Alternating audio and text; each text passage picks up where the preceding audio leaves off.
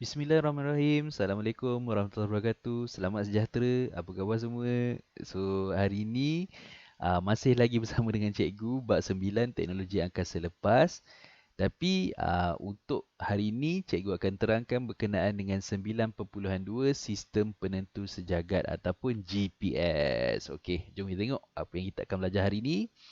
Pertama sekali, kita akan menjelaskan tentang sistem penentu sejagat, Global Positioning System ataupun GPS, dan mengaplikasikan sistem koordinat GPS untuk tujuan navigasi. Macam biasa, kalau anda kata ada bahagian-bahagian yang tak faham nanti, boleh tulis di ruangan komen, boleh type di ruangan komen, dan insyaAllah ada masa cikgu akan balas. Okay? InsyaAllah cikgu balas. Jangan risau, insyaAllah. Okay. Sebelum kita pergi lebih lanjut, kita kena tahu dulu apa sistem penentu sejagat ataupun GPS ni. Baik, sistem penentu sejagat ataupun GPS, Global Positioning System, merupakan satu sistem navigasi yang memberi maklumat tentang lokasi dan masa kepada penggunanya dalam semua keadaan cuaca. Jadi, maknanya GPS ni adalah satu sistem navigasi. Sistem navigasi ni sistem pandu arah lah. Yang sistem ni dia memberi maklumat tentang lokasi kita kat mana dan masa sekarang tu kepada penggunanya. Penggunanya siapa? Kita lah. Dalam semua keadaan cuaca. Tak kira lah ribut ke, kemarau ke, musim panas ke, musim sejuk ke, insyaAllah GPS ni berfungsi dengan baik. Tak terganggu pun. Okay? Jadi, baguslah GPS ni sebenarnya. Jadi pada awalnya, kita sejarah sikit pada awalnya terdapat 24 satelit GPS yang mengorbit bumi dalam tempoh 12 jam pada ketinggian 20,000 kilometer dari permukaan bumi. Oh, maknanya satelit GPS ni berada di orbit mana? Ha, orbit MEO MEO. Okey. Disebabkan 20,000 kilometer daripada permukaan bumi dalam tempoh 12 jam je. Maknanya setiap 12 jam dia akan mengorbit bumi. Jadi pada kelajuan berapa? Pada kelajuan 14,000 kilometer per jam. Namun untuk meningkatkan ketepatan, bilangannya telah bertambah daripada 24 jadi ditambah kepada 32 buah satelit. Okey, so maknanya ada 32 buah satelit ni. Satelit GPS saja yang mengorbit bumi dekat atas sekarang ni. Wow, okey.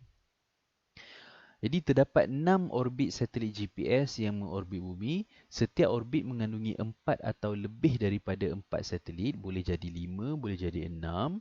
Jadi orbit-orbit satelit ini ditetapkan dalam susunan tertentu agar sentiasa terdapat 4 satelit di atas satu lokasi tertentu yang dapat berhubung terus dengan penerima isyarat GPS di bawahnya. Jadi untuk seorang yang ada alat GPS, contohnya telefon pintar ataupun alat pengesan GPS, okey. Jadi dia memerlukan 4 buah satelit. Secara ringkas ni macam tu. Okey.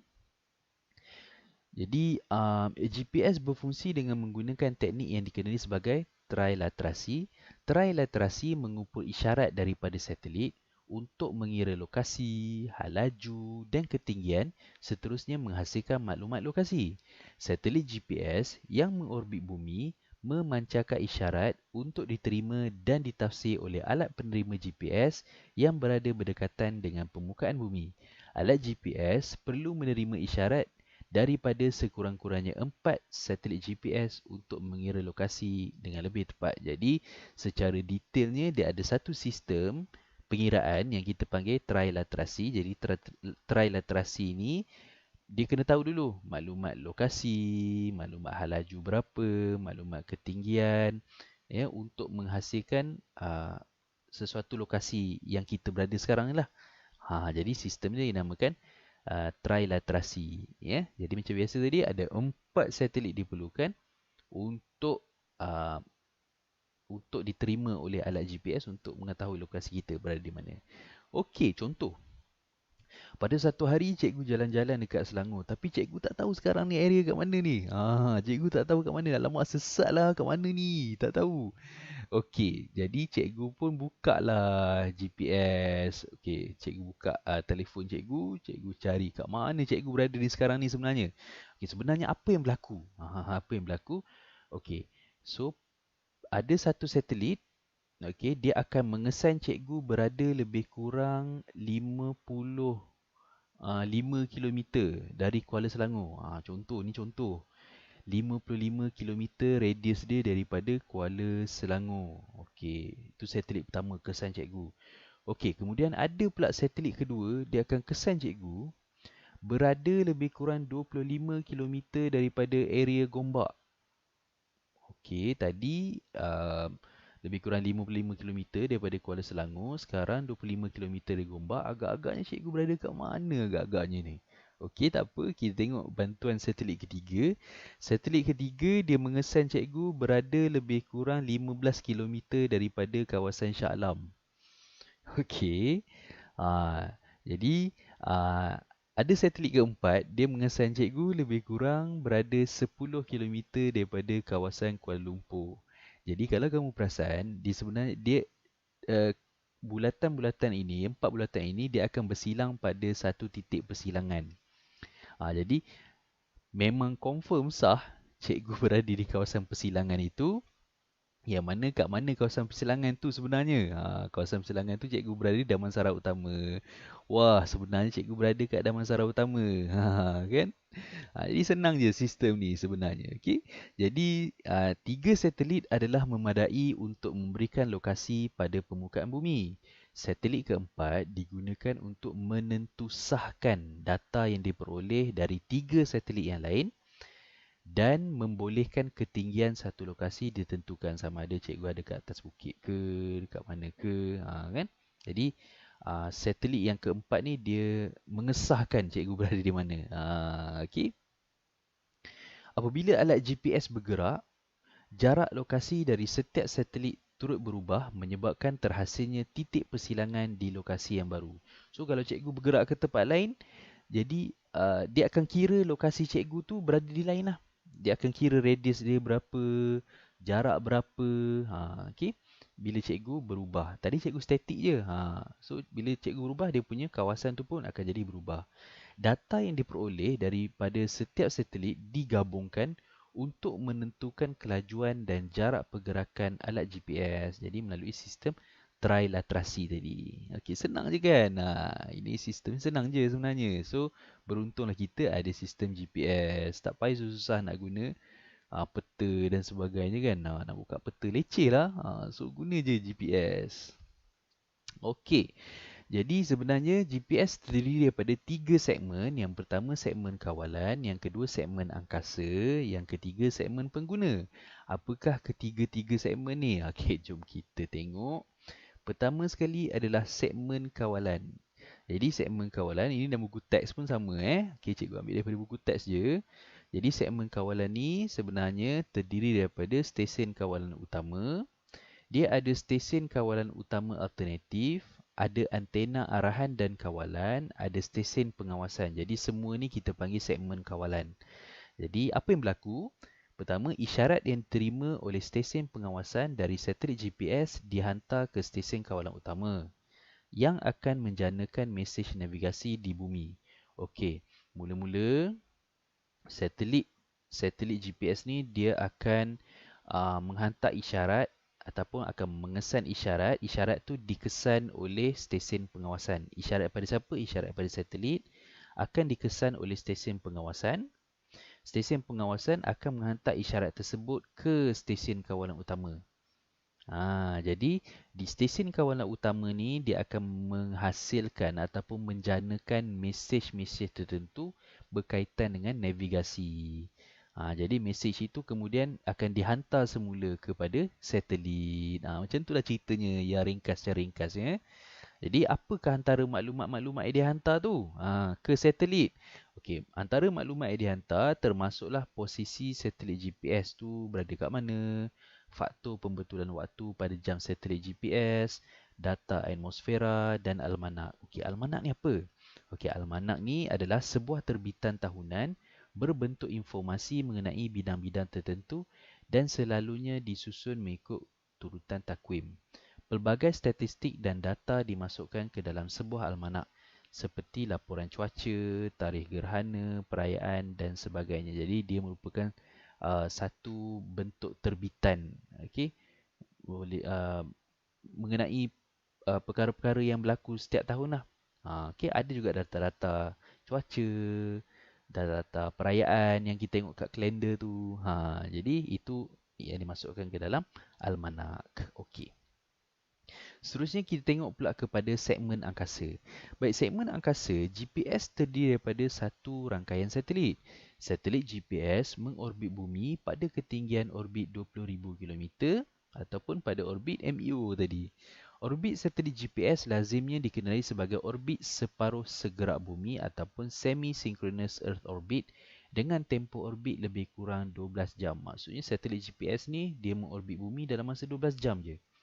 Maksudnya satu hari dia mengorbit 2 kali bumi. Okey. Sekurang-kurangnya 4 buah satelit GPS dapat dilihat pada sudut 15 darjah atau lebih daripada paksi ufuk setiap masa dari semua lokasi di bumi. Okey. Antara maklumat yang dihantar dari satelit GPS ke alat penerima GPS, okey, contohnya kita, okey, kita ada alat penerima GPS. Apa yang segmen angkasa hantar ke kita, termasuklah posisi satelit GPS tu berada di mana dan masa isyarat tu dihantar. Maknanya kedudukan satelit dan juga masa itu adalah amat penting untuk sistem GPS ini. Okey, seterusnya kita tengok pula kepada segmen pengguna. Segmen pengguna, pengguna GPS merupakan sesiapa sahaja yang menggunakan alat penerima GPS seperti telefon pintar, jam pintar dan peralatan telemetrik. Aplikasi GPS dalam telefon pintar yang boleh dimuat turun untuk tujuan navigasi antaranya Google Maps, Waze, Apple Maps. So saya yakin memang ramai di antara kamu memang menggunakan aplikasi-aplikasi ni untuk mengetahui lokasi dan sebagainya. Kan memang famous kan. So bersyukurlah kita hidup pada zaman ni sebab sistem ini telah wujud dan memudahkan kita. So tak payahlah kita nak tengok buka maps kan, macam dulu orang dulu diguna kertas kan. Jadi kertas kadang-kadang basah habis, lepas tu hilang, tu besar tu kan. Sekarang ringkas je, sekejap je kita dah boleh tahu lokasi kita berada di mana. Okey. Koordinat GPS boleh ditulis dalam dua jenis format. Pertama sekali format DMS iaitu darjah, minit dan saat, dan DD iaitu darjah desimal. Contoh, koordinat GPS Planetarium Negara Kuala Lumpur boleh ditulis dalam dua bentuk. Bentuk pertama adalah DMS. Kalau bentuk DMS, okey, ini bentuk dia 3 darjah 08 minit 22.4 saat. N ni maksudnya north. Okey, ini adalah maklumat tentang latitude. Dia macam tu. Dan maklumat tentang longitude adalah 101 darjah 41 minit 22.53 saat. So begitu detail ya. Itu dalam koordinat darjah, minit dan saat DMS. Dalam koordinat berformat DD, DD ataupun darjah desimal, dia adalah 3.13946 latitude dan pada longitude 101.689593 darjah. Itu adalah longitude dia. Apa semua ni? Tak apa, jangan risau. Cikgu akan terangkan kedua-dua format ni, format DMS dan format DD. Okey. Contoh, tapi sebelum cikgu terangkan dengan lebih lanjut, kita kena tahu dululah longitude tu apa, latitude tu apa dan macam mana terhasilnya perkara-perkara ini. Okey. Andai kata ini bahagian utara, bahagian selatan, bahagian timur dan bahagian barat. Ada satu garisan, okey, nama dia garisan khatulistiwa. Garisan khatulistiwa ni adalah garisan yang membahagikan bumi kepada hemisfera utara, maknanya kawasan utara lah, dan hemisfera selatan iaitu kawasan selatan. Okey, so bila sebut latitude, latitude ini adalah senang cerita garisan kita kata paksi X. Macam graf kan, ada paksi X dan paksi Y. So paksi X ni lah paksi yang mendatar ini, adalah kita panggil paksi X juga. Okey, adalah kita anggapkan bahawa ini adalah garisan khatulistiwa. Paksi X ya. Jadi paksi X ni boleh juga disebut sebagai latitude. Latitude. Jadi kalau belah utara, latitude dia bernilai positif. Belah selatan, latitude-nya bernilai negatif. Okey, nanti kita akan tengok nilai-nilai ni um, digunakan dalam format darjah desimal, format DD. Ya, ada positif, ada nilai negatif. Nanti pening pula kan, kenapa ada positif, kenapa ada negatif? Sebenarnya dia berdasarkan hemisfera utara dan hemisfera selatan. Ini untuk latitude. Okey. So, kita pergi pula kepada longitude. Jadi ada satu garisan, yang mana garisan tengah-tengah, warna hijau ni. Garisan ini dia membahagikan bumi kepada timur dan barat. Jadi nama garisan ini adalah garisan meridian pangkal ataupun garisan meridian Greenwich. Okey, membahagikan kawasan bumi ini kepada timur dan barat. Jadi kalau kawasan sebelah timur, longitude dia adalah longitude positif. Kalau kawasan sebelah barat, longitude dia adalah longitude negatif. Macam kita buat graf, kan, paksi Y. So longitude ni kamu ingat paksi Y, latitude tadi paksi X. Latitude paksi X, longitude paksi Y. Okey, jadi kalau yang belah belakang adalah negatif, kalau belah depan adalah positif. Okey, tak apa. Kita tengok contoh. Okey, contoh cikgu ada satu lokasi. Oh, macam pernah biasa tengok kan bangunan ni. Okey, bangunan ni adalah bangunan KLCC. Okey, KLCC Malaysia. Jadi, KLCC terletak di kawasan sini. Jadi, koordinatnya di mana KLCC ni? Okey, dalam koordinat DMS, darjah, minit dan saat. Jadi, KLCC terletak di 3 darjah, 9 minit, 28 saat. N ni adalah north, utara. Itu adalah latitude dia. Jadi, kita baca latitude dulu, baru longitude. Ya, jadi, dia berada pada 3 darjah utara. Utara maksudnya daripada garisan khatulistiwa ni, dia berada 3 darjah ke atas, 3 darjah ke utara. Untuk lebih tepatnya, 9 minit 28 saat. Itu latitude. Tapi dari segi longitude, timur ke barat longitude. Jadi dia berada di 101 darjah 42 minit 43 saat east, mana ke belah timur. So bila sebut timur ke barat, dia adalah longitude. Bila sebut utara ke selatan, dia adalah latitude. Jadi dia berada di kawasan situ. Kalau dalam DD, format DD darjah desimal 3.15774. Okey, latitude dia, longitude dia adalah 101.7111861. Itu longitude dia. Jadi, kedua-duanya adalah positif sebab latitude pun positif, longitude pun latitude positif, longitude pun positif. Okey. Kita tengok lokasi yang seterusnya. Okey, lokasi seterusnya di kawasan bawah ni. Okey, contohnya di kawasan Sydney Opera House dekat Australia. Okey, format dia 3/3 darjah, 51 minit, 22 saat di kawasan S. S adalah kawasan selatan, south. Ya. Jadi kalau kamu tengok longitude dia pula 151 darjah, 12 minit dan 55 saat ke timur, east. Jadi latitude selatan, bila latitude selatan di bahagian bawah, latitude dia adalah negatif. So that's why kamu tengok bila format DD dia bermula dengan negatif, negatif 33 sebab dia berada di bahagian selatan. Jadi latitude dia adalah negatif, longitude dia adalah positif.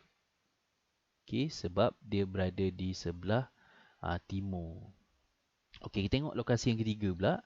Lokasi ketiga adalah lokasi White House, Washington, di mana latitude dia adalah 38 darjah, 53 minit, 52 saat di kawasan north, utara. Dan tu latitude dia, longitude dia adalah 77 darjah, 2 minit, 11 saat di kawasan west, kawasan belah barat.